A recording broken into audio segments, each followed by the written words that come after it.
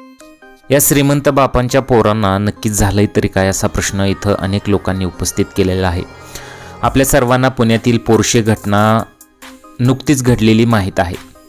श्रीमंत बापाच्या अल्पवयीन मुलाने कल्याणनगर येथे 2 तरुणांना चिरडलं, त्यानंतर अवघ्या काही तासातच त्याला जामीन मिळाला। हे प्रकरण दाबण्यासाठी पोलिसांपासून डॉक्टरांपर्यंत मॅनेज करण्यात आलं होतं, परंतु आता एक सोशल मीडियावरती व्हिडिओ प्रचंड प्रमाणात व्हायरल झालेला आहे। व्हिडिओमध्ये एक तरुण बोनेटवर बसलेला दिसतोय, तर गाडी चालवणाराही अल्पवयीन असून त्याच्याकडे ड्रायव्हिंग लायसन नाही।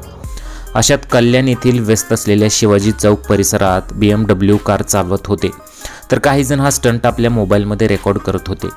आपल्या अल्पवयीन मुलाला गाडी चालवण्यास दिल्याप्रकरणी पोलिसांनी वडिलांवर गुन्हा दाखल केला आहे। पोलिसांनी वडिलांना नोटीस बजावली आहे।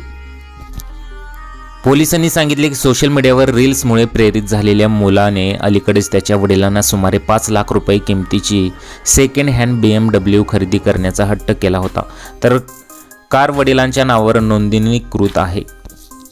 बोनटवरील तरुण आणि अल्पवयीन यांना ताब्यात घेतलेलं आहे।